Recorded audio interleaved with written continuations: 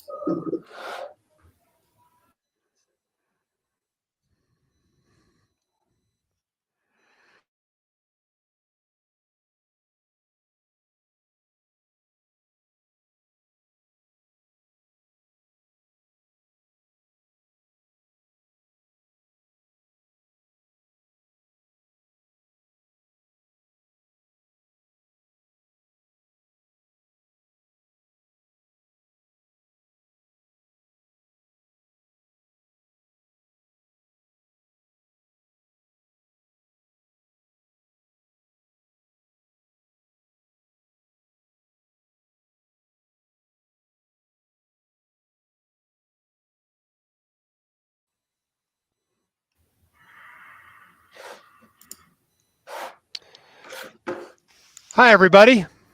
Welcome to our broadcast tonight. We're going to be doing a webinar. Firstly, I wanted to introduce everybody here. Hi, everybody. Welcome to our broadcast Welcome to our broadcast tonight. My name is Jim Dolly. I'm the founder of Olson. On my screen, he's in the middle. He is one of the principals of Student Loan Advice, and Michelle is our social media assistant. She's going to be helping us with the comments question later in this presentation. All right, that is not the person I wanted up there. Hang on.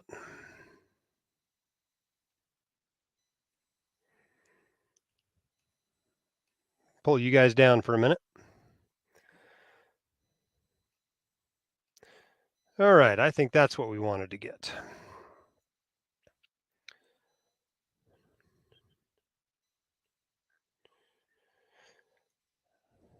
All right, so this presentation we're calling Planning for Success, what medical and dental students need to know about money.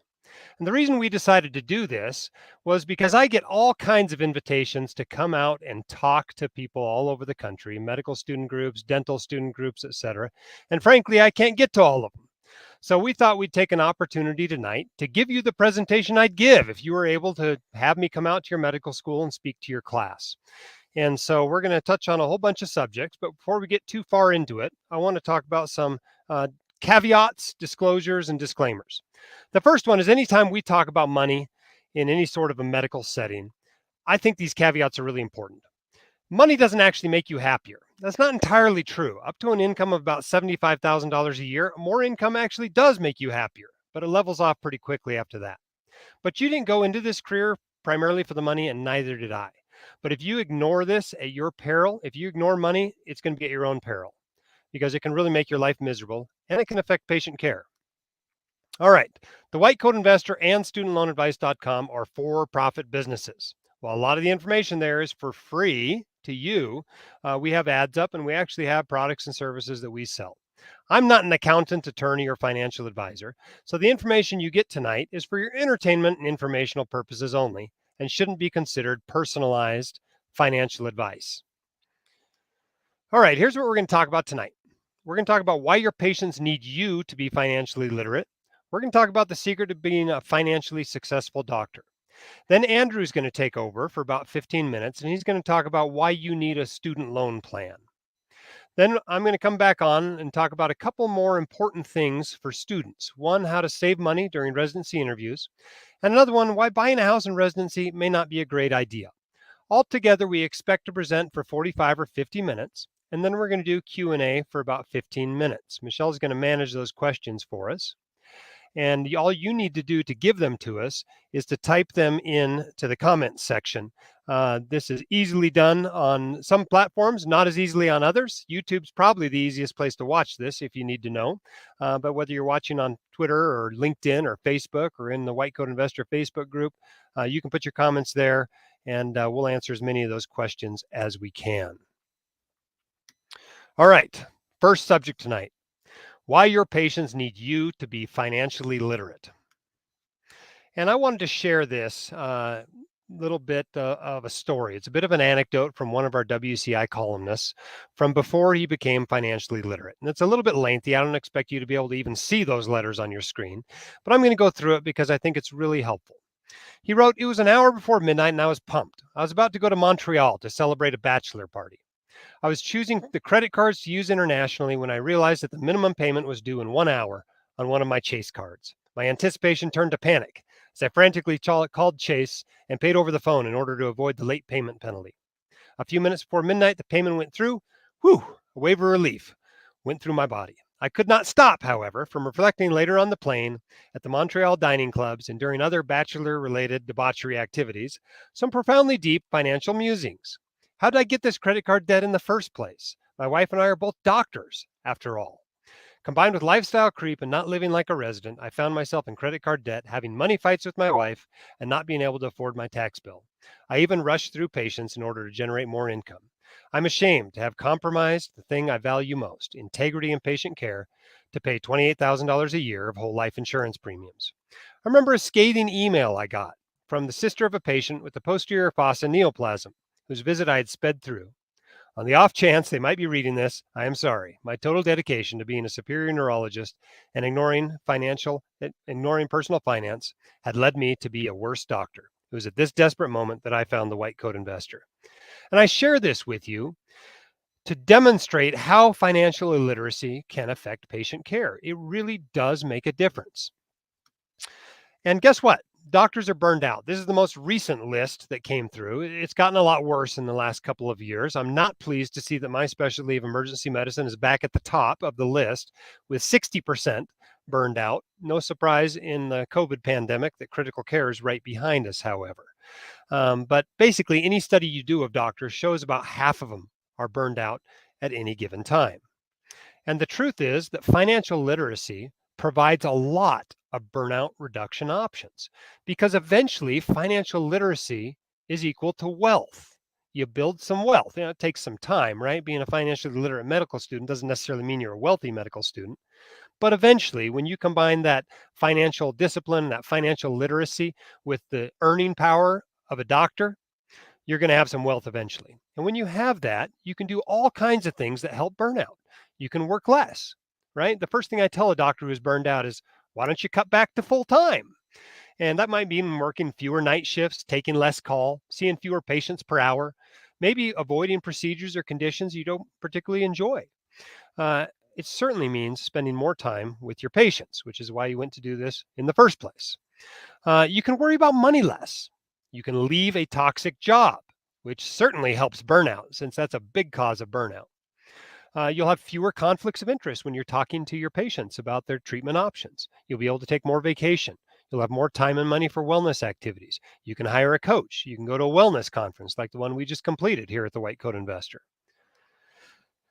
It turns out that finances are a lot easier to learn than medicine is. You'll need to do some initial financial education. My recommendation is that you read a few good finance books. I usually recommend one on personal finance, one on investing, a doctor-specific book, and a behavioral finance book. You can find recommended books on a list at thewhitecoatinvestor.com if you want some specifics. But one in each of those categories usually provides a pretty good initial financial education if you combine it with getting a written financial plan. And if you're a hobbyist, if you love this stuff and spend some of your free time on financial forums, you may know enough to be able to write your own written financial plan. But a lot of people will find they need to hire a financial planner to help them to write it. Or they can take our Fire Your Financial Advisor online course and learn how to write their own financial plan. It takes you step by step into doing that. But once you've read a few good books and got your financial plan in place, then you've done your initial financial education. I also recommend you do continuing financial education. And in my opinion, that consists of one more good financial book a year and following a blog or a podcast that will keep you up to date on more rapidly changing financial topics. What we're doing here at the White Coat Investor to help boost financial literacy among students is what we call the WCI Champions Program. Now, I wrote a book last year called The White Coat Investor's Guide for Students, and we are trying to give it away free to every first-year medical and dental student in the country. Now, we can't afford to ship them to each of you individually. So what we do is we ask for a volunteer from each first-year class, one at every medical and dental school in the country. And if we can get a single volunteer that will pass the books out, we will send them in bulk to that person. If you do not yet have one at your school and you are a first year, or if you know a first year, please volunteer before March 15th to distribute them. You just have to go to whitecoatinvestor.com/champion and you can sign up right there. If you will do that, we'll give you a free t-shirt along with you get to be everybody's hero because you get to pass out the books. If you send us back a picture like this one, we'll even send you a Yeti tumbler for passing them out. That's the White Coat Investors Champion program. I firmly believe that doctors who are financially literate, who are financially stable, and who are financially successful can be better doctors. They're better partners, they're better parents, they're better physicians. All right, let's talk about how to become a financially successful doc. Now, most of you have zero income right now. Most of you are $200,000 or $300,000 in debt. I totally get that. But I've also been where you are, and I know what's coming. You can become a financially successful doctor, and it's actually not that hard to do. You need to understand, however, this very important principle. Wealth is not income. Income is how much you make, the amount of money that you get taxed on each year. It's what comes in. However, wealth is how much you have. So get this through your skull, if nothing else tonight. Rich people don't make a lot of money. They have a lot of money. However, a typical doctor makes a lot of money, but does not have a lot of money. Broke is when you have no money. When you owe $200,000 to $500,000 in student loans, you are far, far worse than broke. That guy living in a cardboard box under the viaduct, he's got a net worth of zero. He doesn't have anything, right? Everything you own minus everything you owe is your net worth. And if you owe $200,000 in student loans, you have a net worth of probably minus $200,000. You're much, much behind him when it comes to net worth. So if you're the poorest people in the country, I suggest you live like it. Don't try to be the rich doctor that your family and your friends think you are. Because if you try to live like that before you actually become a rich doctor, you're never going to become one. The world doesn't owe you anything. Just because you spent your 20s trying to do a good thing, all that time in college, all that time with the post-bac, maybe 4 more years in medical school, 3 to 7 years in residency and fellowship, the world doesn't owe you anything, and you're not going to get a pass on math.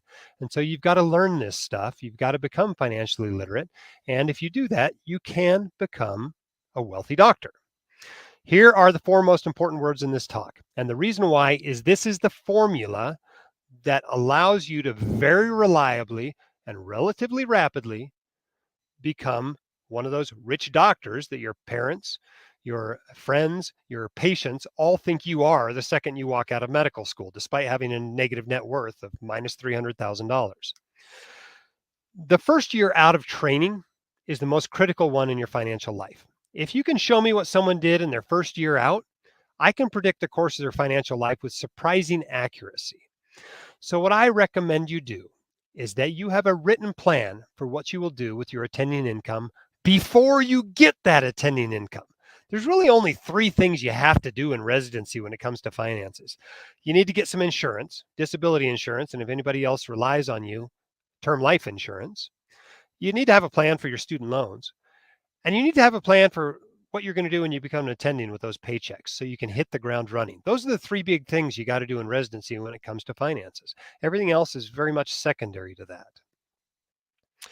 But living like a resident looks like this. I'm talking about not in residency, although you need to live on your income while you're, live within your means while you are in residency. I'm talking about when you get out. So a typical resident these days is making $55,000 or $60,000 a year. And the average attending physician is making $275,000. So imagine going from $60,000 a year to $300,000 per year. Perhaps you spend $75,000 on taxes. That's pretty typical for you to pay more in taxes as an attending than you made as a resident.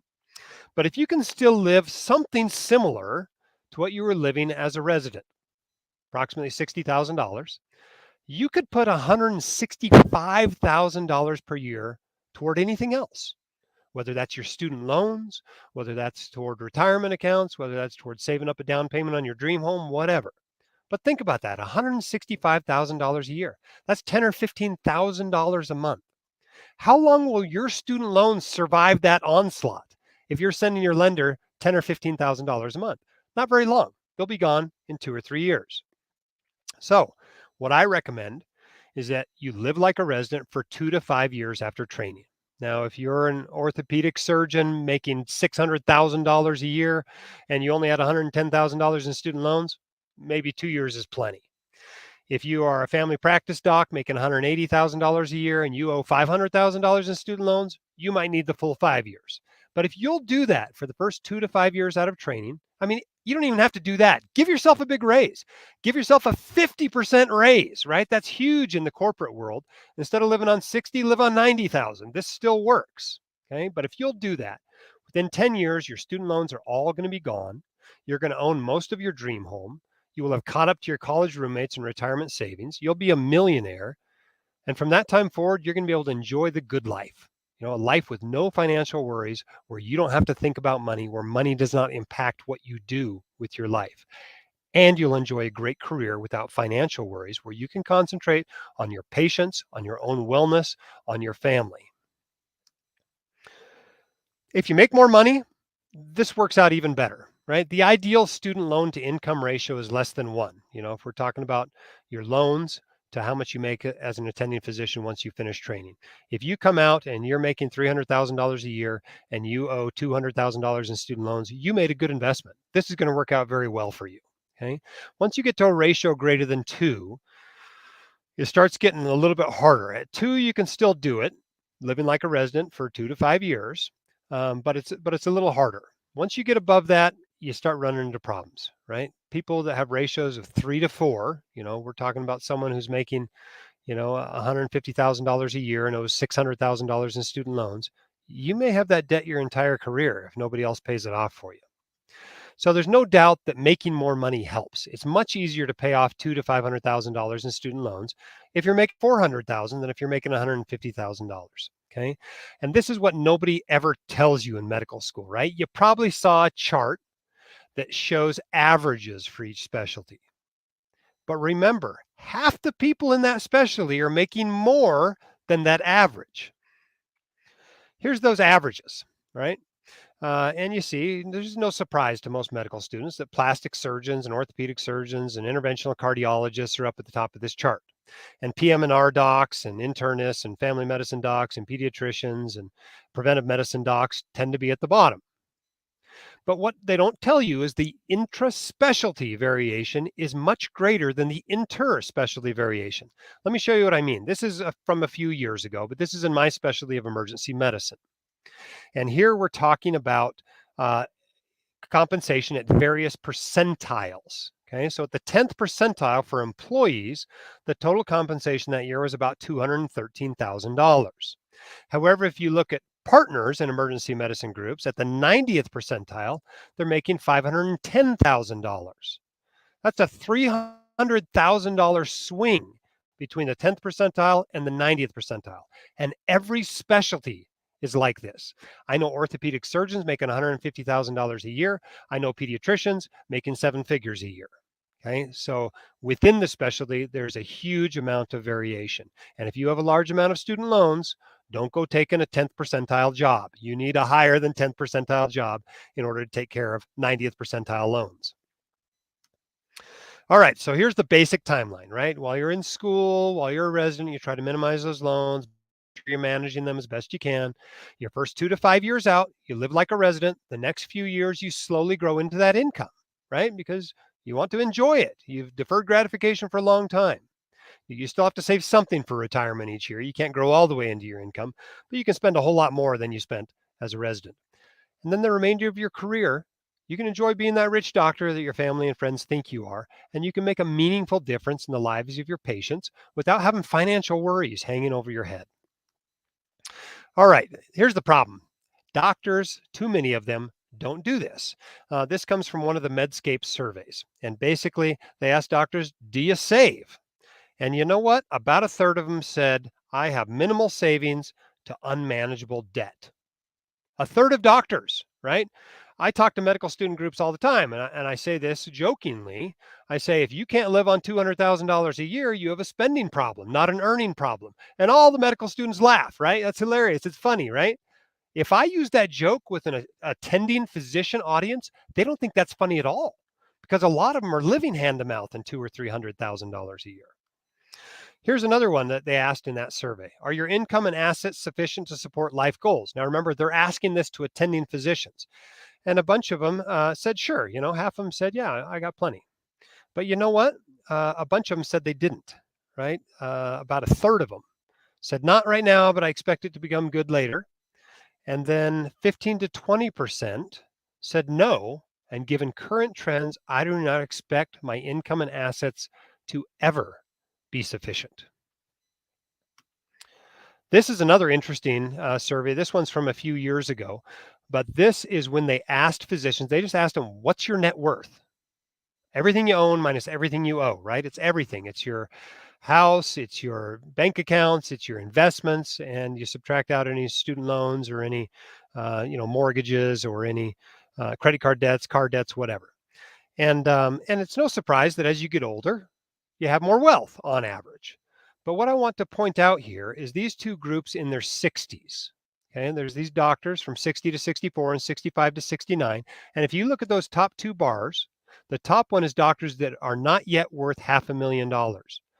This is after 30 years of physician level paychecks. 11 to 12% of docs are not yet worth $500,000. Where did all that money go?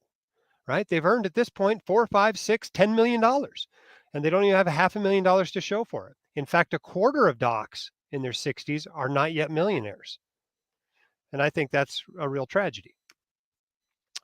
Okay, here's the secret to growing wealth, the secret to getting rich. Okay. Step one is make a lot of money. Check. If you're in medical or dental school, you're going to make a lot of money. Step two is don't spend a lot of money. Okay. You got to create a difference between what you're making and what you're spending. And you take that difference and you invest it. You make your money work as hard as you do. Then you need to make sure you don't lose your money. You can lose it to creditors, you can lose it to taxes, you can lose it to death and disability, and you can lose it in speculative investments. And if you'll do those four things, you will grow wealth. And the truth is, you've already won the game. When you got accepted to medical or dental school, you won the game. The rest is really actually pretty easy. It reminds me of that Super Bowl a few years ago. I think it was the Seattle Seahawks. They were on the 2 or 3 yard line, and they had the best running back in the NFL. All they had to do was hand them the ball and let them run 2 yards into the end zone. And instead, they tried to make it all complicated. They threw a pass play. The ball was intercepted. The game was over, and the Seahawks lost the Super Bowl. That's what too many doctors try to do. Don't make it complicated. You've already won the game. You've already done 90% of the work. Just run the ball across into the end zone, and you will win. Okay. All you have to do is convert your high income into a high net worth. Not that hard. All right. I'm going to turn the time over to Andrew here. He's going to talk about why you need a student loan plan.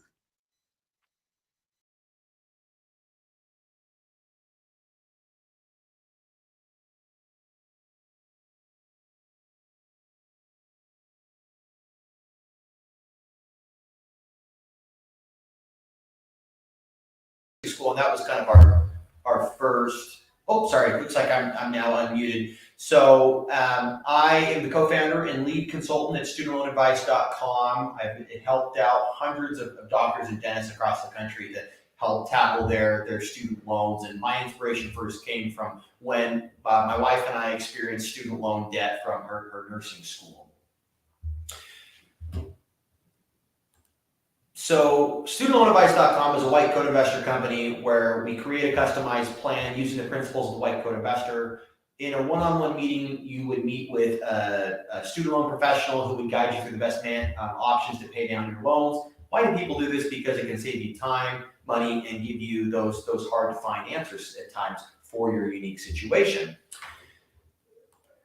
And this is what our consultations provide. It's an hour meeting with an expert with a customized student loan plan where we answer any and all of your student loan questions. This is talking about private refinancing, consolidation, interest rates, loan forgiveness, anything under the sun student loan oriented we can help you out with. After the consultation, you also get 6 months of email follow-up. charge a one-time flat fee of $479. And if you're interested in booking a consult, it's just studentloanadvice.com/book.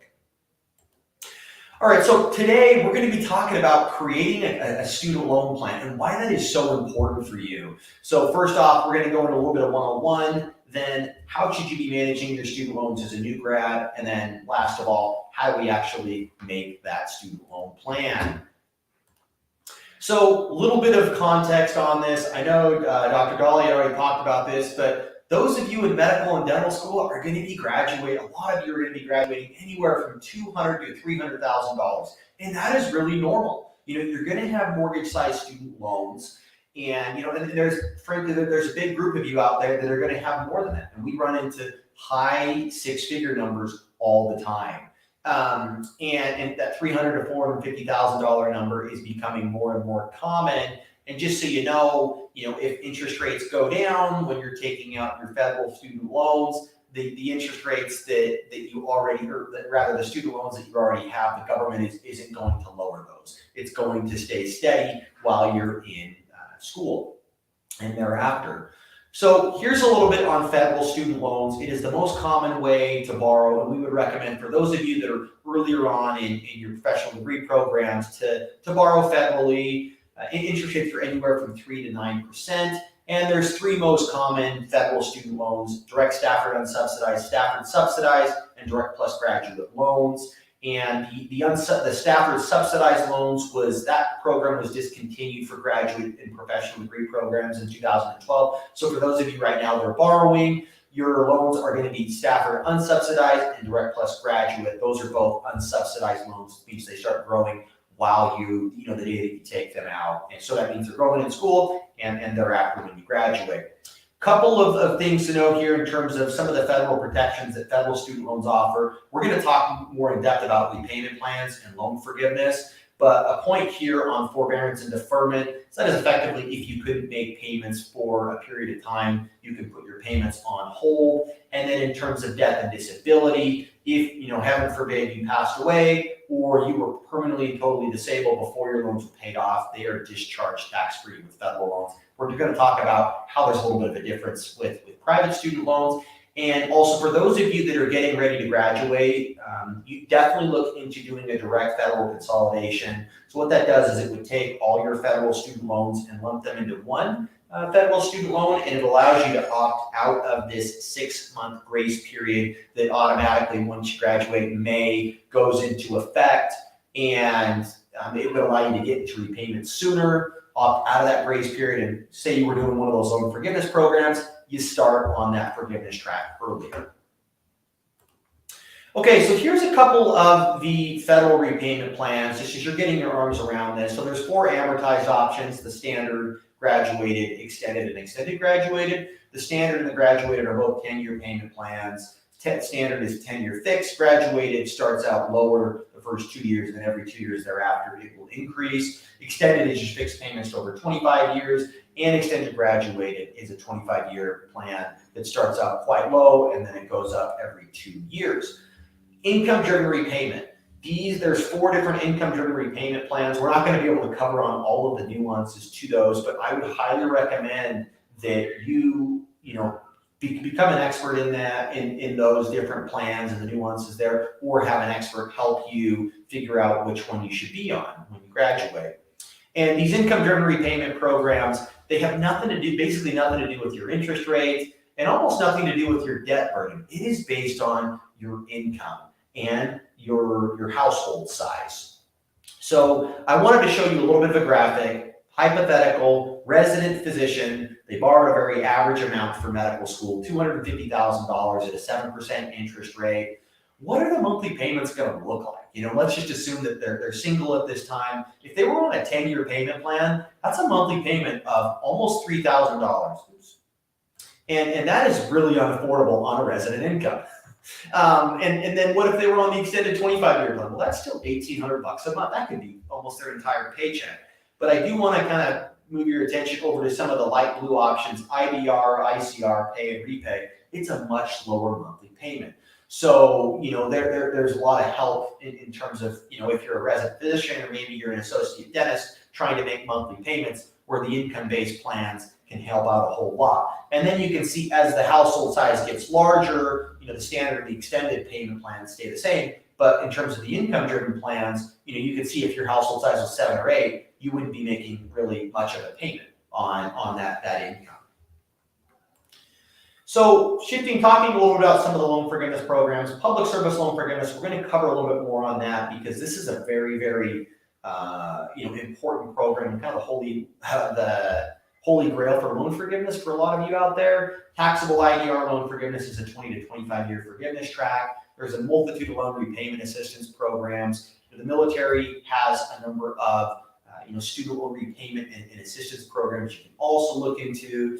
National Institute of Health repayment program, National Health Services core loan repayment. So essentially, always go out there, scour the net on these different programs because there's a lot of help that you can get for helping to pay down your student loans. So public service loan forgiveness, this program was enacted in 2007. There's been about 54,000 people that have received this loan forgiveness program. And actually, as of the last 2 months, there's been like another 30,000 people that have gotten it. So there's about 80,000 people that have now received public service loan forgiveness. And about one third of the indebted grads are very interested in this program. So there's 4 requirements for public service loan forgiveness. Number 1, you have to be on a qualifying repayment plan. Like some of those IDR, income-driven repayment plans that we were talking about earlier, ICR, IDR Pay, and Repay, you have to make 120 on-time monthly payments while employed full-time or part-time at multiple employers, as long as it's about 30 hours a week on average, at a 501c3 or a nonprofit. And you have to be very detail-oriented on those 4 requirements, and they do not have any leeway around those rules. And the way that you certify your income or you receive credit for these payments that you've made on track towards this loan forgiveness program is through an employment certification form. PSLF is tax-free loan forgiveness. So after you've completed those 4 requirements, 10 years of monthly payments in a qualifying repayment plan at a nonprofit or a 501c3, then your loans will be then forgiven tax-free. And most residencies and fellowships qualify as our academic positions. But just note that there are some hospital positions where you're paid by a private group, which wouldn't count. But generally, if you're at the VA, your military, a CHC, public health, those all end up qualifying as an eligible employer for PSLF. And why do people do this? Well, number 1, it can provide very low payments while you're in training and even after you finish training. And usually the amount that you get forgiven is how much you ended up borrowing for medical or dental school. So if you have the opportunity to pursue public service loan forgiveness, it's probably going to be the best option that you have if you qualify. And then last of all is a way to have some recourse on hand. We would recommend doing a PSLF side fund should you end up not taking that university hospital job and going into private practice, or maybe if you wanted to work part-time, after you finished your training, dental or medical school. So that's kind of just like having a down payment of money set aside to help pay on your student loans. Okay, let's talk about private student loans. Not as commonly used when you are financing your education. It's more commonly used when you're trying to pay down your loans and you're not doing loan forgiveness, because you can typically lower the interest rates that the private lenders have offered you. Let's say it's 7 or 8 or 9% that your private student loans are, or your federal student loans are. You could bring those down to 2 to 4% through a private refinance, which is just essentially taking your federal loan and having a bank or a private lender pay off your federal loan, 1 or however many you'd like, and then they issue you a new loan with a new set of terms. These have less flexibility on repayment plans and forgiveness provisions, and they're less likely to be discharged in death or disability, unlike federal student loans that can be completely discharged without taxes or any fees there. There's variable and fixed interest rates, so definitely something to consider if you were looking to private refinance, and interest rates are all across the board. We've seen everything in terms of people that are paying 0% interest to upwards of double digits. And just be aware that there's going to be correspondence coming from a lot of private lenders, and just be aware of some predatory lenders that are out there. And wanted to show you a little bit of a hypothetical. If you refinanced the $250,000 at a reasonable interest rate of 2.25%, on a 5-year term, that's a monthly payment of $4,400 a month with total interest that you had to pay of a little bit over $14,000. Well, what if you extended that term out to 20 years? Well, we were able to drop that monthly payment by $3,400 a month, but then it bumps up the interest. But that top table, that is not reflective of the real world. If you're going to pay it over a longer period of time, that puts more risk on this lender. So they're going to make you pay more in interest. So the bottom table is more reflective of that, where perhaps it's 1% more, maybe 1.5% more over if you pick the 20 over a 5-year, where you can see that the overall interest paid significantly goes up. So definitely an area of thing that you'll want to consider if you're looking to refinance your student loans. Okay, so let's talk about how do you manage, how do you figure out the best way to pay down your student loans, knowing what we know so far? So there's two main paths that new grads should be picking. You're either going to be paying these off, usually through private refinancing, or looking to do loan forgiveness. And how do you pick which way you go? Usually you should, use your debt to income as a litmus test when you're doing this. So in this case, you owe $300,000 and you're attending, your partner income is $300,000. That's a debt to income ratio of 1 to 1.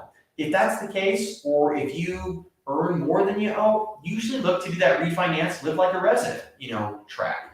If you owe more than you earn, if it's in that 1 to 2 year situation and you have a long training period, that's technically where the numbers will start looking more and more favorable to do loan forgiveness. And for those of you that owe 2, 3, 4 times what your income is, definitely look into public service loan forgiveness and some of the other loan forgiveness programs, as these can have a big value add. But then another big question is, what type of employment are you seeking after training? If you're not sure, we usually recommend stay in the income-driven repayment plans while you're in training. But if you're positive that you're going to go down, you're going to go into private practice, then right then and there you could refinance your student loans. Okay, wanted to show you a little bit of an example of a resident physician who is interested in public service loan forgiveness and private refinancing. They owe $400,000 and they're making $60,000 in their training. So they did 5 years of training, and then their income jumps up to $250,000 as an attending physician. If they're on one of the income-based plans, repay. Intern year, $0 payments, then they jump up to about $340 for the remainder of training. And then once they're an attending physician, it's about $2,000 a month is their monthly payment. What if they did a private refinance? Immediately, I know they probably wouldn't be able to do that in their intern year unless they had a high earning spouse, but if they did that, that's a monthly payment of just shy of $3,900 a month. And if we look at the aggregate payout, they'd only pay about $100,000 towards their loans, and they would get the rest forgiven tax-free, versus if they refinanced, and essentially they're on the hook for another $360,000 of student loans. So if PSLF is something that you would be eligible for, I would definitely consider it, as this can really help you when you're reaching your financial goals. And then last of all, how do you create a plan? So number one, set goals, employment, marriage, children, vacation, sabbatical. You need to put all those things into when you're doing your goals. Take an inventory on your student loans. How many federal loans do you have? How many private student loans do you have? What are the interest rates? What's the monthly payment that's required? Log into studentaid.gov to find the information on your federal student loans. And for your private loans, those are more, you have to go directly to their different, loan servicers site. Then create a budget and allocate a portion of that budget to your student loan payments. Become an expert in these federal loan repayment programs, or hire an expert to do that. And then last of all, execute on a plan. So what do we learn? Number one, student loan payoff can be tricky. Number two, if you have federal student loans, stay in one of these. Keep your loans federal while you're still trying to figure out what you want to do. You don't want to take the loan forgiveness option off the table unless you're positive that you're going into private practice. And then last of all, make a plan or consult an expert to help you out to tackle your student loans.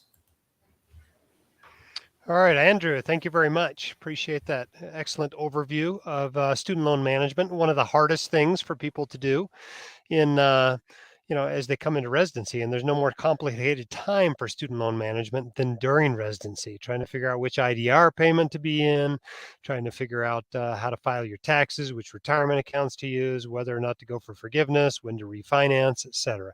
Can be complicated. So if you need help with that, especially if you're married to another earner, especially if both of you have student loans, Andrew is a great resource at studentloanadvice.com. All right, a couple more subjects I want to cover, and then we'll be taking your questions for as long as we can. I don't see that many questions in the comments section. This is basically ask me anything. So you can put anything you want in there. Obviously, probably better if it deals with topics near and dear to the hearts of students about finances, but we'll answer anything if we have time. I want to talk a little bit about residency interviews and how you can save some money during that process. It's been a little different the last couple of years. So step one is start a pandemic. It's pretty amazing, actually. The last couple of years, students have done virtual interviews, and it saved a massive amount of money compared to what the rest of us used to do. You didn't have to pay for airfare. You didn't have to pay for a hotel, no ground transportation. You didn't have to buy restaurant food. Heck, you only needed half an outfit, as long as you didn't stand up during the interview. And of course, because you were spending less time on the process, I spent basically 2 months as an MS4 interviewing. You get to either obtain more education or have more free time. You can even go get employment and make a little bit of money. Heck, you can use that time to learn financial literacy. It really was a wonderful opportunity, financially speaking, to be able to do those virtual interviews. But what's going to happen next year? I don't know. Will it be all virtual? Will it be completely back to in person? Will it be some sort of a mix? Will you do first a virtual interview and then kind of a secondary in-person interview? Clearly, virtual saves time and money. But what is the cost of a virtual interview? Well, in my opinion, the most important factors when selecting a residency are, number one, the people, whether you fit in there with the other residents, with the attendings, with the culture, etc. Number two, the location of where it is, particularly if you have a partner that's going to be going with you. And number three, the quality of the education you get. Those are really the big three. Now, there's lots of other things you can use to sort out whether you want to rank one residency higher than another, but those are the big three. And number one and number two are really hard to assess with a virtual interview. I wouldn't say impossible, but it's tough. There are all kinds of benefits of doing in-person interviews. You get the wining and dining experience, right? They take you out the night before, you do pre-interview socials, and you can network not only with those residents and get to know those residents, but you can network with your fellow applicants. You see them at one interview and you see them in another interview, you get to know these people, and those are people that are going to be in emergency medicine or whatever your specialty is the rest of your career. And so it's really a fun opportunity to go out and meet a lot of people going into emergency medicine at once. But perhaps more importantly, you pick up little things, these little priceless gems that maybe the residents drop when they think nobody's listening or when their guard's off a little bit. You get to meet more people at the residency program. You get to actually see the city you might be living in. You get to physically see the learning environment, the hospital, etc. You can better gauge people's attitudes and that sort of a thing. It's just a much better process for where you're going to go and spend 3 to 5 years of your life. So how are you going to balance this if you have the option? I don't even know if you're going to have the option. It might be all virtual. It might be all in person. I don't know. But if you have the option, maybe you do virtual interviews at places where you're not that interested, your backup programs, if you will, and or places that are far away and thus expensive in terms of time and money to go interview. But whether in-person interviews are available or not, at least go visit your top 3. I cannot imagine going and spending 3 to 5 years in a city I've never been to.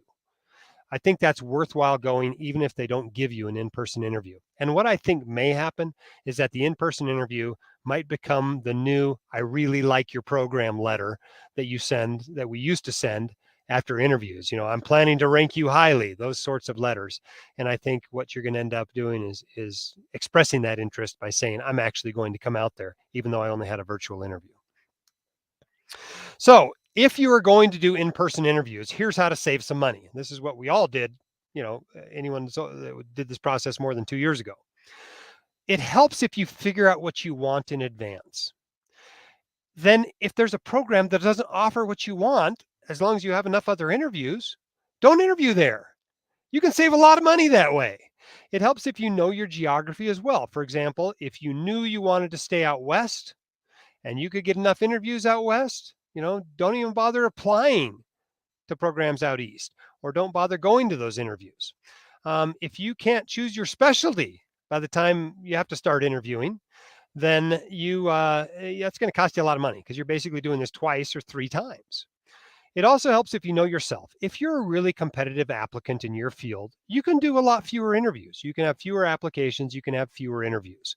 But you got to know yourself, right? If you are a top 10% of your class, awesome board scores, you did all kinds of cool activities during med school, and you're super personable, and you're not going into a very competitive field, you probably don't have to apply to that many places or go to that many interviews. On the other hand, if you're at the 50th percentile in your class, and you want to go into dermatology, you're probably going to have to apply very broadly and go to every interview you get. But you got to know yourself and your situation and where you fit in.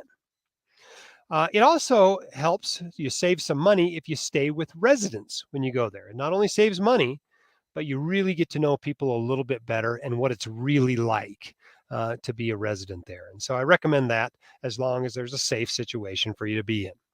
Just remember that, if you get some terrible night's sleep on a couch, that could affect the way you interview the next morning. So you want to make sure that they have someplace reasonable for you to stay. But don't forget that the whole time you are there, from the first contact you have with anybody in the program until the last contact when you head back to the airport or get in your car and drive away, you're interviewing the whole time, and all your interactions matter. So these are not the social activities the night before where you want to get rip-roaring drunk and torpedo your entire career. If you can drive to these, you can save a lot of money. Not only do you save the airfare, but you don't have to rent a car when you get there. If you can combine trips, that's a great idea. When I interviewed, I flew into Minnesota, then I hopped on a short flight over to Michigan, and I drove from Michigan to Maine. And every day I had an interview lined up between Michigan and Maine for like 10 days. And if you can combine your trips that way when you do residency interviews, you can save a lot of money. I went to too many interviews, honestly. I went to 21 interviews, but I managed to do them all in only 5 trips. And so that helped save a lot of money. Here's another thing we did. You can leave your partner home for most of these interviews. If they already know the area, they don't need to go. Maybe you take them to your top 2 or 3 places, perhaps. I think my wife, Katie, only came to 2 interviews, I think. And there were 2 places she hadn't been where I was pretty serious about the programs. Both of them ended up being ranked relatively highly. But she didn't actually even go to the one that we ended up matching at because she already knew that geographic area. It helps to be smart about the geography, of course. Apply to nearby places. And if you're going to go all the way across the country for whatever reason, try to only go to one place across the country. You're going to spend a lot of money if you try to interview in Washington and Maine and Texas and California and Florida. You're going to spend a lot of money doing interviews. So the more of that you can limit, the better. Easier in some specialties than others, I know. You can actually take food on your interview. You don't want to take it to the lunch there. They'll feed you while you're actually at the interview, but you don't have to go out and buy a $40 steak. You can actually bring dinner from home. Also keep in mind, nobody really cares how much your suit cost or how many suits you have even. In fact, nobody who matters knows that you wore the same one at an interview the day before. The only people who are going to know that is the 1 or 2 applicants who also interviewed there yesterday. And guess what? They're doing the same thing. You don't need 5 different interview outfits. A couple are plenty. Okay. Most people, especially if they've been paying for school with loans, are going to be paying for their interviews and their moving expenses with loans. So try to minimize your fees and interest, right? Student loans, oftentimes people just budget out so they have enough in student loans to also cover that expense. Maybe you get an interview or a relocation private loan. Maybe you're doing it with credit cards. However you end up doing it, pay attention to those fees and interest because they add up quickly. And you can sometimes, if you meet people on the interview trail, you can pool expenses with them, and that can save you a lot of money as well. All right, let's talk for a few minutes about home buying and residency. This is a very interesting phenomenon I've found as I've traveled the country. Medical students, and particularly their partners, have this burning desire as soon as they get out of school to buy a house. They've been convinced this is the American dream, and if they're renting a house, they're a loser. And I can tell you that is not the truth, and it does not work out well to buy a home in residency for many, many doctors. So when should you buy a house? Well, you should buy a house when you're in a stable job, and you're in a stable social situation. Well, that's by definition not really residency. Most of the time you're leaving in just 3 or 4 years. Maybe you're not married, maybe you're engaged, maybe you're about to have kids. That's not a stable social situation. I also recommend people have their student loans at least on track to be paid off, if not paid off already, and that they have enough money for a down payment, even if they use that down payment for something else, like paying off student loans or maxing out retirement accounts because they used a doctor mortgage. Basically, the bottom line is you do not want to be house poor. You want your home to be a blessing, not a curse.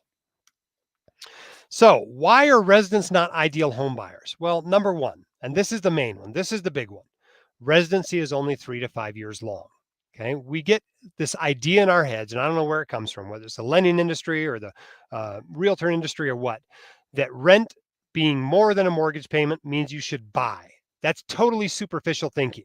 Okay, because there are so many other expenses associated with homeownership. Of course, rent should cost more than a mortgage payment. Think about what that landlord's covering besides the mortgage, all kinds of stuff, right? And then the landlord wants to make a profit. So, of course, rent is going to cost more. But the truth is, you need that home to appreciate while you're in it. And you need that home to appreciate by more than enough to pay your transaction costs. And the typical round trip transaction cost of getting into a home and out of a home is about 15% of the value of a home. So for a $500,000 home, that's $75,000 that home needs to appreciate while you're in it. And on average, now this has not been the case the last year or two, but on average, homes appreciate about 3% a year.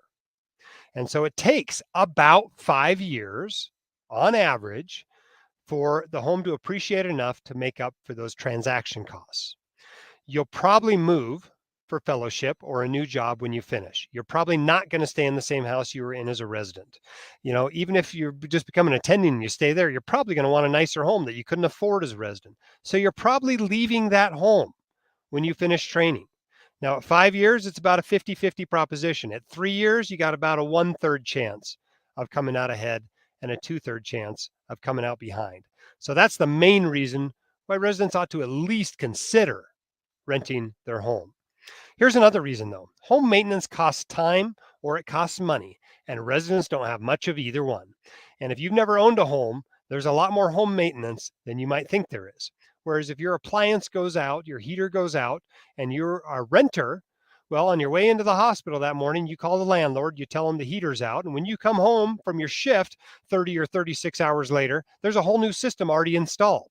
That doesn't happen for homeowners.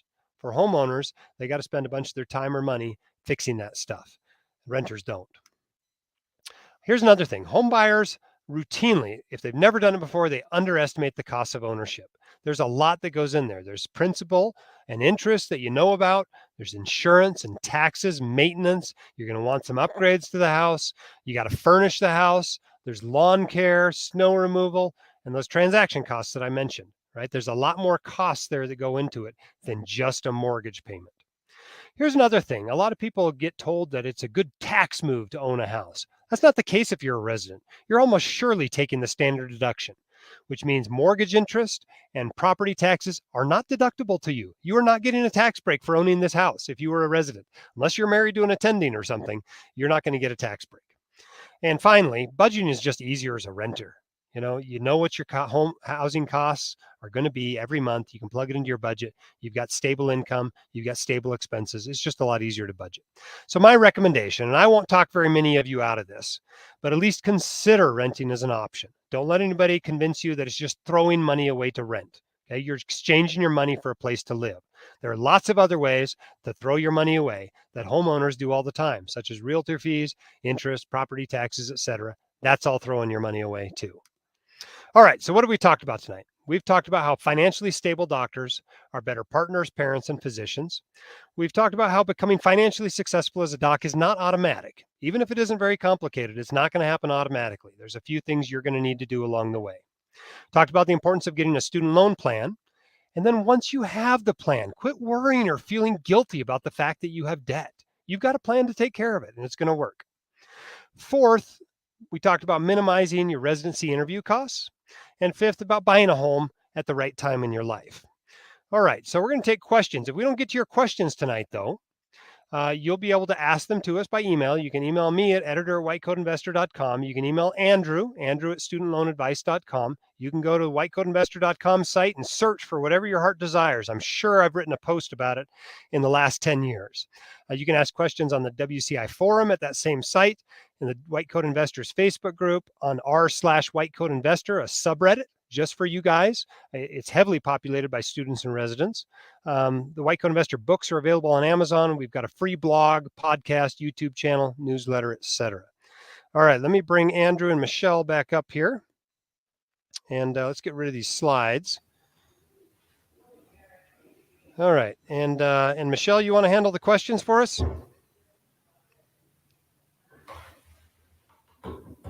You're on mute, Michelle. Let me unmute you. There you go. We'll just pop them up on the screen so you can see them. That sounds great. Perfect. Oh, I think they're asking about you, Andrew. I think they're asking when they should book a appointment with student loan advice. I'd say most of the time you should be doing this after you've matched. I think is kind of a great time to then do that. So whether this is a little bit of downtime at the end of your MS4 year, or even right after you've graduated medical school, I think that's kind of the perfect time to do it. Is at that point in time. Do I meet with people that are a couple of years into their residency? Yes, and attendings, yes, but that's definitely kind of the sweet spot right when you're graduating. Yeah, for sure, because managing student loans is most complicated in residency. Yep. And the time to most get it right is right as you become an intern. Because what happens a lot of times is people end up wanting to go for public service loan forgiveness, and they go into deferment, or they go into forbearance, or they do something stupid where those payments don't count from the very beginning. And so I think the vast majority of people that meet with you coming out of medical school are going to save more than your fee in student loan management. So. Yeah. All right. Buying a home for a 5+ year residency. I guess I'll take this one. Here's the deal. At 5 years, it's about 50-50 on average historically. So if you're going into general surgery, you're going to be there 5 years. It's not crazy for you to buy a home. I don't think I'd do it in a 3-year family medicine residency unless I knew for sure I was going to stay there afterward. But a 5-year general surgery residency, if you really want to be a homeowner, if that's really your thing and you want to go get a doctor loan and get a home, I think that's a reasonable thing. But you got to keep in mind, it's still 50-50, and you might not be able to get that answered, or to get that to come out ahead.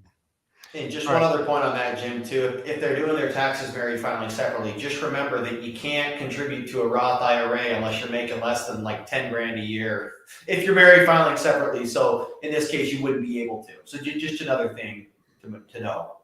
Okay. All right. I think we lost Michelle there. So I'm going to try handling these myself here for a minute until we get her back. Okay. All right. Okay. Here's a question here. Oh, she just popped one up somehow.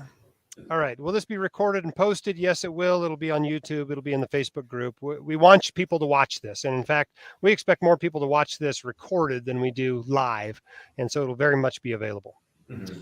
And then I can take this one. If you're doing 6 years of training, yet most likely those years would count towards loan forgiveness. And definitely stay on track. Get into that one of the income-driven repayment plans. Get your loans consolidated right when you start residency to start collecting payment count. You're going to be making $0 payments in your intern year. Make sure you just file a tax return as MS4. So yes. Yeah, this is the ideal situation, right? You do a 4 or 5 or 6 year residency, you do a couple of years of fellowship, you come out, you stay on as faculty for 2 years. You've hardly paid anything toward your student loans, and you get $300,000 or $400,000 forgiven. I mean, it can really work out well. It could be like $50,000 that you end up paying towards your debt and then getting the rest forgiven. So it could be a really, really good investment for you. Yeah. Okay. I guess Michelle's still there in the background feeding us questions. All right. Yeah. And, this really echoing what earlier, I would say right when you graduate is the perfect time to sit down and set up a consultation with us. Yeah. I mean, I think as far as, becoming financially literate, the earlier the better. But if we're talking about a consult with studentloanadvice.com, yeah, it's when you come out of school and are starting residency. That's the time to do it. Because there's a few things you can do there that really save you a lot of money. Oh, yeah.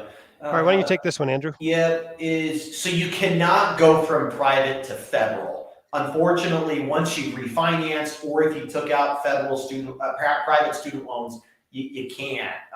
You can only so you can only be eligible for those federal programs, with federal student loans. And I mean, I've definitely seen people that have taken out federal loans to pay off private loans, but I'm just saying, take out federal student loans so you have the flexibility and availability to do income-driven repayment and the loan forgiveness programs. And then if you know that you're going private practice, or if you make more than you owe, then do that, live like a resident mentality, private refinance them and pay them off as soon as you can. Yeah, your private loans you can always refinance. As soon as you get out of medical school, there's really no reason not to refinance any private loans you have. If you can get someone to refinance them at a lower rate, refinance them. It's the federal loans you got to be careful about, because once you refinance them, there's no going back. No public service loan forgiveness, no repay subsidy, no low IDR payments. You're not going back. So make sure when you refinance them that you really want to refinance them. Okay. Yeah, I think, that the first question is, how long is your training? What are you going to do? If you're not sure yet, keep them federal. If you need a plan for paying those down, set up a consult with studentloanadvice.com, because we very commonly are working, a lot of you out there have federal and have private student loans, but I would probably start with refinancing those private student loans and then run the numbers in terms of what would work best for your federal loans. Yeah. I mean, I think a default situation, if this is a single doc, right? Obviously refinance the private loans as soon as you can, and then enroll in repay. Repay is almost always right if you're single. If you're married to another earner, though, that's where it's complicated, and a session with Andrew can really pay for itself.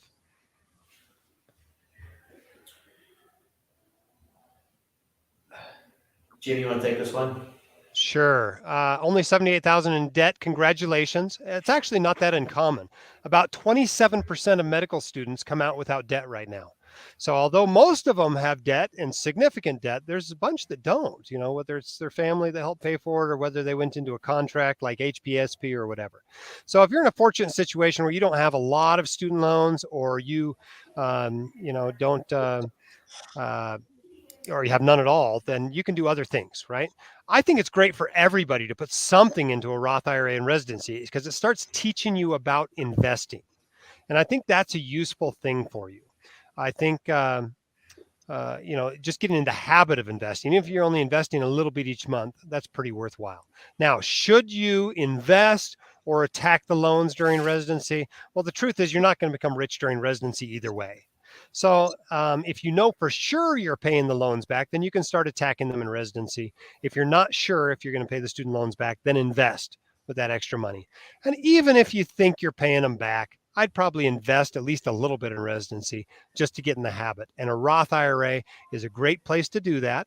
But keep in mind, if you're going for public service loan forgiveness, you might end up getting more money forgiven if you use a traditional IRA and or a traditional 401k during residency. That's one of those kind of areas where you're weighing fewer taxes in the future versus more forgiven in the near future. And it can be a little bit complicated. Andrew can help you run the numbers with those. Yeah, and some of you going into residency, your 403Bs, so that's the pre-tax retirement account, they're going to offer a match. And if you're going to get that match, take that. And I know that, maybe not all of it is going to vest or you're going to be able to retain that. But I definitely encourage you, if there's a match that they're offering, to take that. And then, with this low amount of debt, you're going to be able to have this paid off with it in no time when you're an attending physician.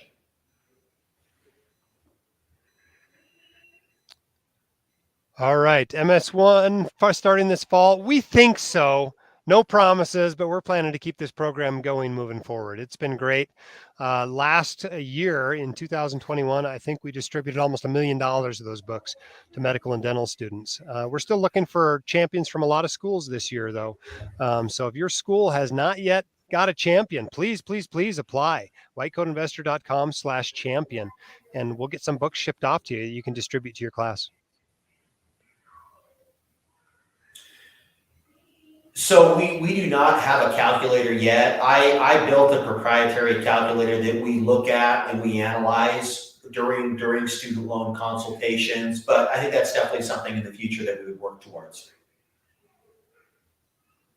Yeah, there's a lot of moving parts there when it comes to which retirement account to use, how to file taxes, which IDR program to be in, et cetera. It's not as simple as just plugging your numbers in a calculator.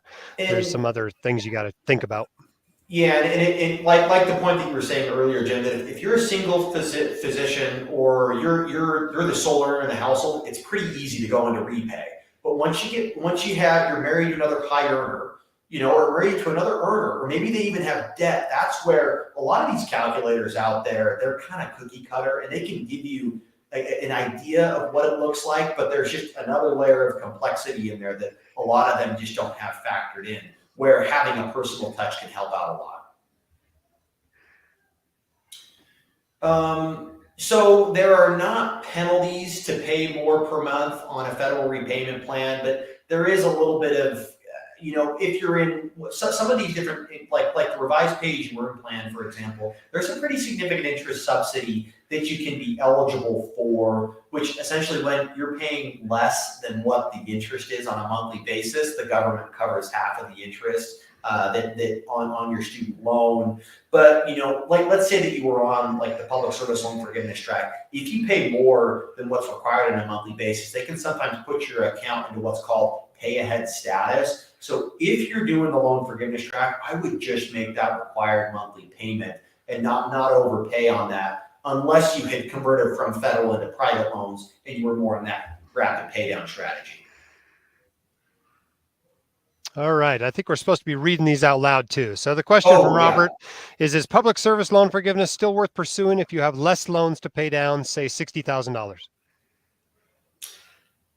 God, that's it. It depends on what your income. What is your income going to be? Are you going to be making $60,000 when you graduate? I don't. Once you finish training, probably not. I think that this is a situation where you would have this paid off in a year or two max. But if you're making close to that amount, then yeah, hypothetically, there could be some value-added PSLF for you. Yeah, I think you could probably figure out a way to run the numbers where you actually get something forgiven. It wouldn't surprise me that you could get something forgiven, but is this worth holding on to those loans for another 5 years to get it? Not in my book. $60,000, I'd have that paid off by Halloween of my first year as an attending. I'd just take that in the corner and drop an anvil on it and send them the first 2 or 3 paychecks and be done with it.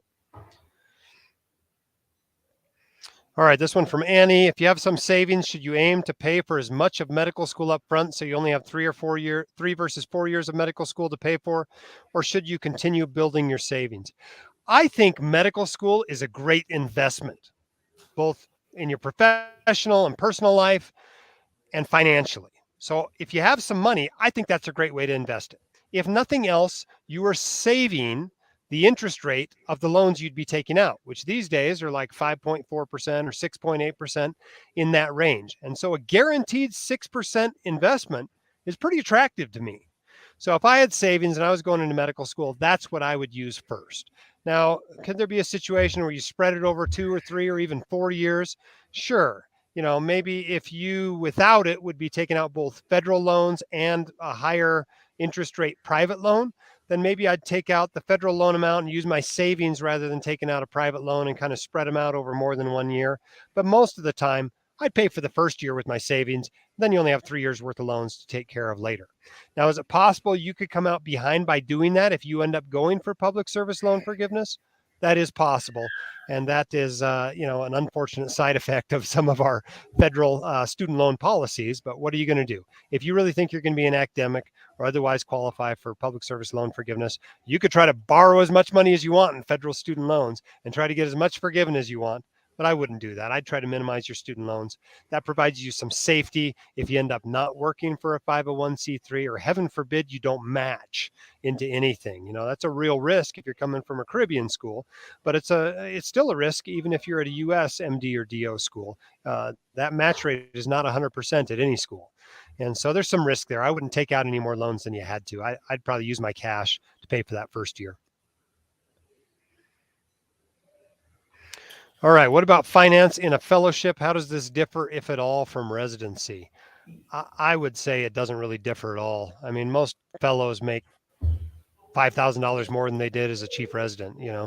You're basically in the same income category. It's just an extended residency, financially speaking. Sometimes when you change from one institution to another, it gives you an opportunity to maybe roll over or convert a retirement account. You could take advantage of something like that. But for the most part, this is like extended residency. Now, some fellowships, you actually spend some time working as an attending. Like in emergency medicine, a lot of fellowships, you work half time as an attending, and then the rest of the time, doing fellowship activities. And so you might make $150,000 as a fellow. And in that situation, obviously, you're going to be in a different tax bracket. You can start working on building savings and paying off student loans and those sorts of things. But most fellowships, you're paid very similar to the way it is in residency. Yeah, and I would just, say on this point that you probably know what you're going to be doing very, very soon, right? In terms of what type of position you are. So if you know you're going to be staying in academics, probably should be staying on one of the income-driven repayment plans, perhaps switching from repay into pay as you earn, really when you're transitioning from fellow into attending physician, just because you have you're closer to the end goal of graduating from training. I have saved a lot of I have a lot of student loan debt, just under $600K federal student loans, and I haven't graduated yet. I have $20,000 saved. Should I put all or a portion of that to pay back the loans or down payment on a house? So I think you're probably in a situation where you should definitely consider public service loan forgiveness. I don't know what you're going to go into once you graduate. And then I would probably be putting that into some type of a savings account, whether that is going towards the down payment on a home or just getting started on your retirement account savings. Yeah, the principle here is you don't want to pay off loans that someone else is going to pay off. So if you've got cash and you've got loans, first figure out what you're going to do with the loans. If you're going to pay back those loans, if that's the plan, then it's reasonable to put your $20,000 toward those loans. If that is not the plan, then, if you're going for public service loan forgiveness and you want to hold on to that $20,000, you only want to pay the minimum toward your loans so you can maximize the amount that's forgiven. With $600K student loans, should I do 20-year loan forgiveness route or pay off aggressively? So I do want to make a distinction here. So I think you might be mixing this up with public service loan forgiveness and the taxable or IDR forgiveness. And that is a 20 to 25-year forgiveness track, and it is not tax-free. Actually, after making income-driven repayment plans for 20 years, whatever the loan balance has gone up to, you get taxed on that. Let's say it's $400,000 and you're living in the state of California. That can be a $200,000 tax bill in that year. It's based off of whatever your marginal tax rate is. So definitely, I think that if you're just starting training, I would keep your foot in the door for public service loan forgiveness. I can't tell you how many attending physicians I am meeting with that ended up working in a nonprofit or in academics that didn't even think they were going to be doing that when they started their training. And now they're on the hook for an additional $300,000 of payment. I mean, at the end of the day, they're going to be able to pay it off. But this can accelerate retirement. This can accelerate so many of your other financial goals, reaching financial freedom. So I probably keep them federal while you're in training, but it really depends on what you want to do when you graduate. If you're going to go into private practice, then I can see that going into the pay down aggressively route. Yeah, I mean, if someone's really thinking about going for an IDR forgiveness at 20 to 25 years, the first thing I do is shake them, take them by the shoulders and shake them and go, really? You can't stay on as faculty for 2 to 4 more years or 2 to 6 more years? Because PSLF is so much better than IDR forgiveness. It's tax-free. It happens within just a few years of getting out of residency. And if you go for, repay forgiveness, it's 25 years. It's most of your career. You've got that debt hanging over your head. I just think it's not a very attractive option. It's for people who are desperate for whatever reason. They can't do or won't do a 501c3 job, and they've got massive amount of debt that they cannot pay off by living like a resident for a few years. It's not an ideal situation for anybody. All right. Is it worth choosing a residency program for the low cost of living? Thank you for your time. Well, here's the deal. There's 3 things that really matter when it comes to residency, right? I mentioned earlier, fit, the quality of the education, right? And the location, not necessarily the cost of living there, but the location itself. Now, cost of living is part of the location. And is it a factor you ought to think about? Yes, for sure. Your family is going to be able to live a lot better in Dayton, Ohio than they are in San Francisco, without a doubt. So would I take it into consideration? Yes. I interviewed at Stanford. I decided not to rank them highly, primarily based on this issue. But if Stanford had been otherwise my favorite program, I still might have ranked them number one. So it shouldn't be the top factor, but should you factor it in? Yeah, I think you should.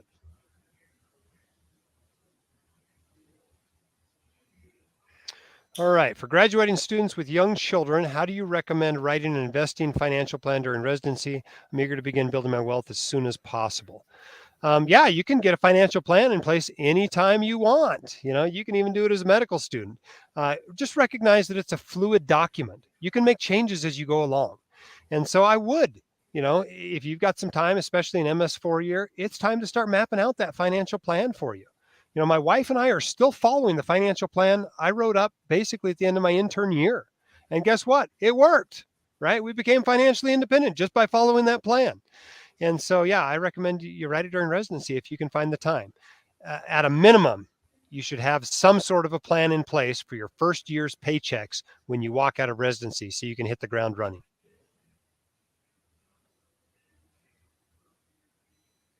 If we are planning on marrying a significant other with graduate student debt in about 3 to 5 years, should we start with pay or start with repay and then switch to pay later? So just so you know, when you switch repayment plans, what also happens is whatever interest has accrued on your loan would capitalize. So let's say you borrowed $200,000 and you had $50,000 of interest that had accrued, while you were in training, and then you switched from repay into pay. What happens is that $50,000 would become principal. And so it starts growing at a higher rate. So we usually, I'd say that we usually recommend when you're single or you're the sole earner in your household to be in repay while you're in training. If you end up taking a job that is PSLF eligible out of training, at that point in time, you're going to want to transition from repay into pay. If you're graduating from medical school right now or coming up and you've already got your significant other or you're married, then I would probably just get started on pay as you earn, because what you can do in pay as you earn is you can exclude your spouse's income from your payment calculation. And there is also a payment cap that you would never go above, which is the standard 10-year payment amount in pay as you earn. Whereas in repay, sky is the limit there in terms of what the monthly payment could be. Yeah, I wish student loan management wasn't so complicated, right? I wish there was no need for Andrew's entire business. But the truth is, the government makes it more complicated every time they make a change. And that's why so many people needed advice from an expert in this. Okay, an engineer making $150,000 about to be married to a third-year medical student maxing out the mega backdoor Roth IRA. How would you consider mega Roth versus paying off, taking more loans? How about refinancing 2 years of loans, $80,000 before graduation? Well, this gets tricky, right? The nice thing about not taking out loans or paying off loans is you know what your investment return is going to be. If there are 6% loans there and you pay them off or you don't take them out, that's the equivalent of a guaranteed 6% return. And considering that guaranteed investments these days pay about 1%, I find that pretty attractive. Now, is it possible that if you invest in stocks or real estate or whatever in some other form, that you will be able to earn more than that? Sure, that's possible, but it's not going to be risk-free. Is there an advantage to getting more money into a retirement account like a mega backdoor Roth IRA? Yes, there's an advantage there, not only in saving future tax money and in asset protection, but boy, to pass up the guaranteed return. I just think medical school, dental school, et cetera, is a good investment. And it's okay to use your money to pay for that investment. You shouldn't feel bad about it. And you're earning, whatever you'd be taking out in loans otherwise. So I think if I were married to an engineer and I was a third-year medical student, we'd try to avoid taking out as much loans as possible by living on that engineer salary and using that engineer salary to pay for as much tuition as we could.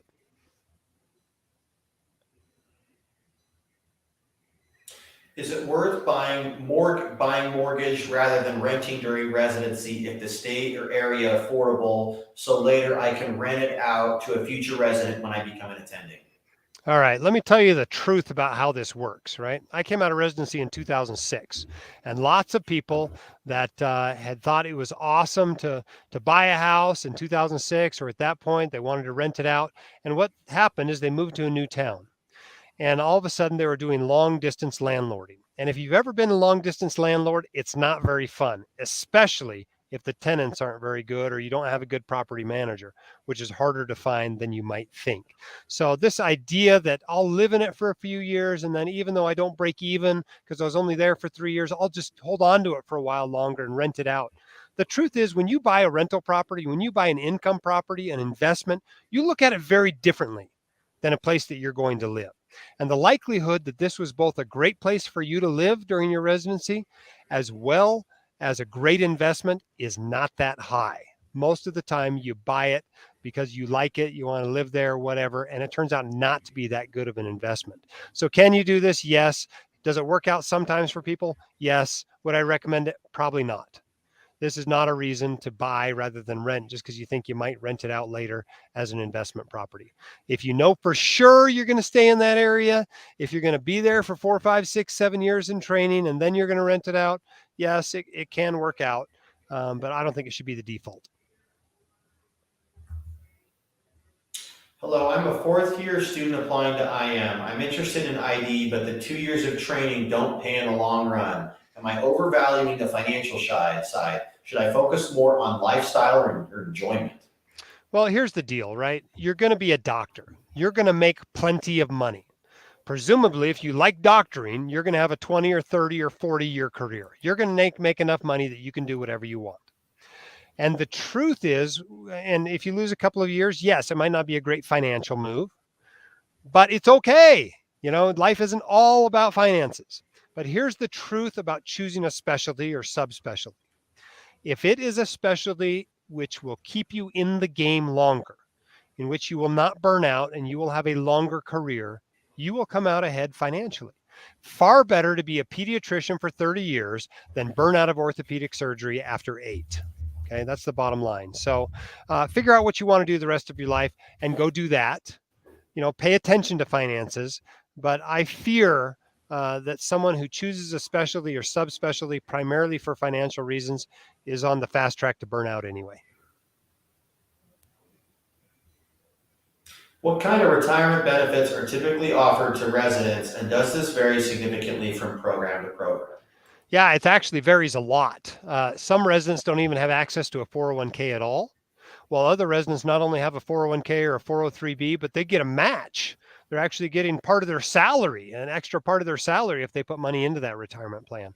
But I'd say at least half of residents aren't even allowed to use the 401k. So their only real option as far as a retirement account goes is a Roth IRA. And anybody can do that, right? Even if you have a retirement plan at work.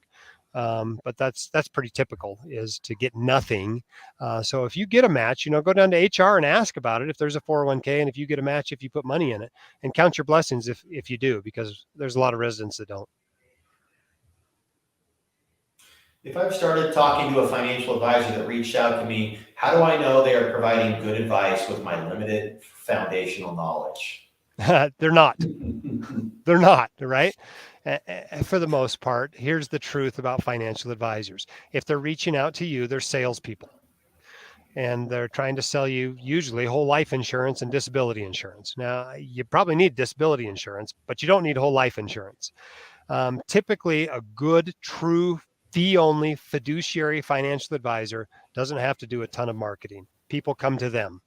They have a service that is, bought, not sold. Whereas an insurance agent or a loaded mutual fund salesman, they have products that are sold, not bought. And so there's a good chance if they're reaching out to you that they may not be exactly what you want.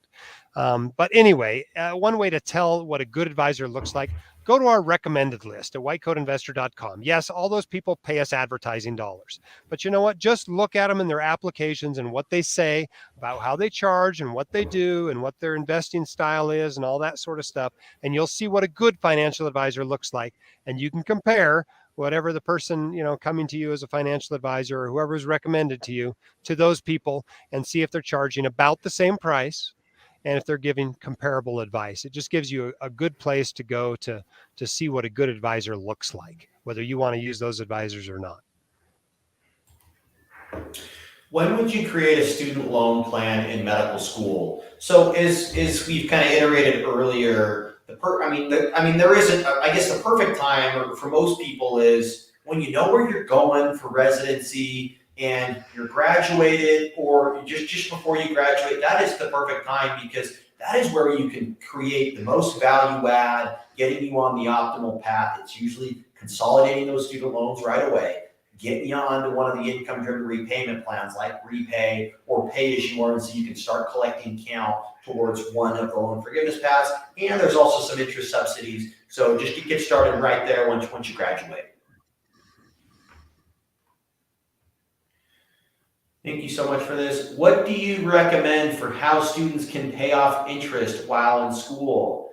Well, you can't, there's nothing holding you against paying off the interest while you're in school. I mean, if you have money at that point in time, you could, right? Or you could, kind of like what we talked about earlier, just pay off a portion of the, tuition. So borrow 18,000 instead of 20,000 and use cash up front to help do that. But it's just really hard to say what you're going to end up doing, when you graduate, where, you can be put in a position where if you ended up doing loan forgiveness, that's, whatever money that you put into your loans while you were in school could end up kind of be into the detriment of you. But I guess you don't really know what that's going to look like. But I'd probably try to cash flow whatever I could, instead of paying off the interest while I was in school. Yeah, that would not be a big financial priority for me. If you got a little extra cash, either borrow less or save that cash to pay for your move to residency, to pay for that food, your first month of residency. Remember, you don't get your first residency paycheck till the end of July most of the time. And so there's some good uses for cash there at the end of medical school that you might want to think about before you necessarily use it to pay off student loan interest.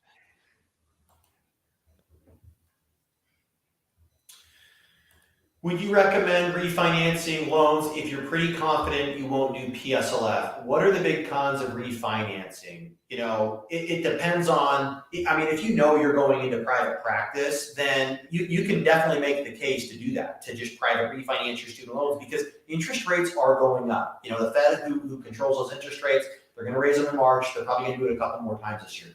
What are the cons to private refinancing? Well, number one, you're no longer eligible for those income-driven repayment programs that can provide you with really low payments while you're in training.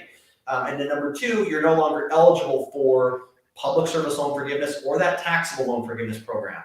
And then the other part is that, if you, heaven forbid, you pass away or become totally and permanently disabled, those federal loans are completely discharged. And you can go into forbearance anytime you like. I really, discourage people to go into forbearance unless you're in dire straits. But with private student loans, you can't go into forbearance forever. It's kind of like a mortgage at that point in time. If you don't make payments for a little while, they're going to put you in default. And that's going to really put a big damper on your credit. But yeah, that's what I'd say there. Yeah, let's take 3 more questions, Michelle, and then we'll cut it off. We sure appreciate all the questions. I wish we could get to them all. We'll do 3 more and then call it good. You mentioned the importance of life insurance. What is your position on purchasing a permanent life insurance plan as a resident? All right. Well, let me be really clear on this so nobody has any misunderstanding. If somebody is selling you a permanent life insurance policy while you are a resident or while you are a medical student or while you are an attending who still has student loans, they're essentially committing financial malpractice. Okay. There's no reason for a young doc to own a permanent life insurance policy. We're talking about whole life insurance. There are a few niche uses of this unique financial product, but 99% of doctors don't need this product. They don't need it as a medical student. They don't need it as a resident. And they don't need it as an attending. They don't need it as an older attending. They don't need it as a wealthy attending. Okay. There are a few niche uses, but this is not a product that should be bought nearly as often as it is. I have polled my followers who have actually bought whole life insurance policies. 75% of them regret it. If you go to a completely unbiased organization, the Society of Actuaries, they will show you the data that shows 80% of people who buy these policies surrender them within the first 30 years. This is a policy designed to be held until your death. And 4 out of 5 people basically get rid of it because they think it's such a crummy thing they bought. So whole life insurance, you almost surely don't need it. Make sure you thoroughly understand what you're buying before you buy a policy. It's like getting married because it's either till death do you part or it's going to cost you a lot of money to get out of it. Is there a finance? Bring the question back, Michelle. There it is.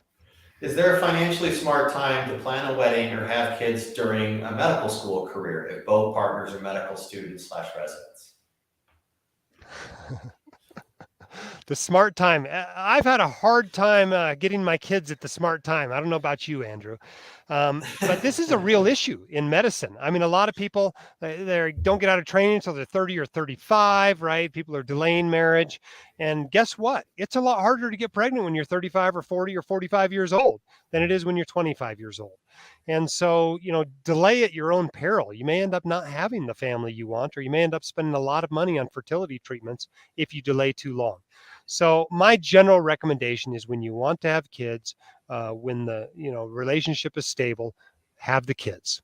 That might be during medical school. It might be as an undergrad. It might be as a resident or a fellow or a young attending. Life should not completely center around your career and your finances. Some things are more important than that. All that said, are there times where it works out really well? Yes.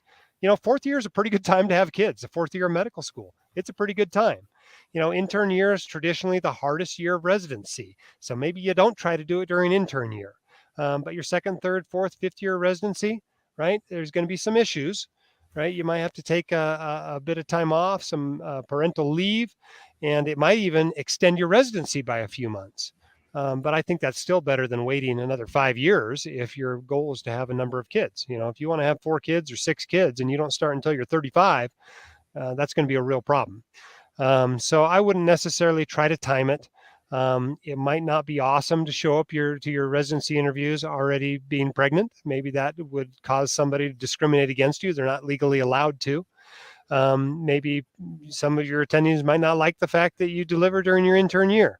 But at the end of the day, you got to live life. So do the best you can and try to balance your personal and your professional life.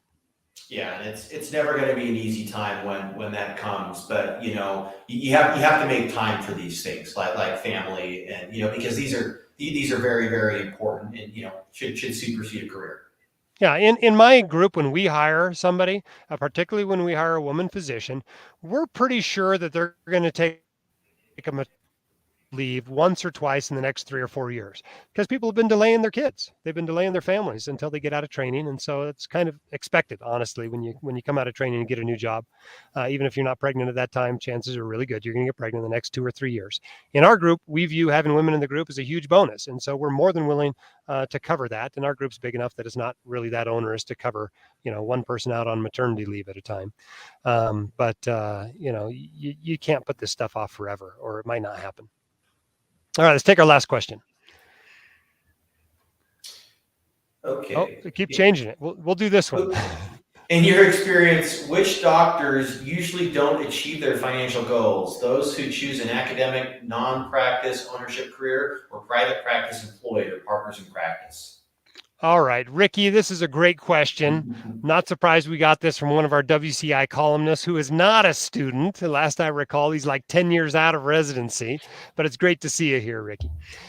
Here's the deal. It doesn't matter. It doesn't matter whether you're employed. It doesn't matter if you're in private practice. It doesn't matter if you're academic, right? What matters is whether you're paying attention to your finances. You can be a very financially successful doctor in academia. Is it likely that your salary will be a little less than someone in private practice? Absolutely. If you want to make the most money you can in medicine, owning your practice is definitely the way to go, especially if you are reasonably good at running a business. But that doesn't mean that a academic doc or an employee doc can't do just fine. I was for a blog post, I was looking up the salaries at the local university, which are public knowledge, so I could look up a bunch of doctors' salaries, and many of them are doing very, very well. There's plenty of money there with which to build wealth. The key is just being smart, becoming financially literate, being financially disciplined, setting some goals, following a financial plan. You can be successful either way. Well, thank you so much, everybody, for tuning in to this broadcast today. It's been immensely successful. I think we had almost 1,000 people signed up for it. I know we had over 300 watching tonight, and so we'll be putting this on YouTube and on the Facebook page and Facebook group, and we'll get this out to as many people as we can.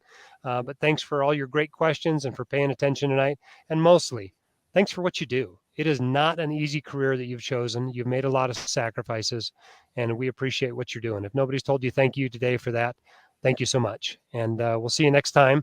Be sure to check out the blog, podcast, etc. We welcome you to the White Coat Investor community.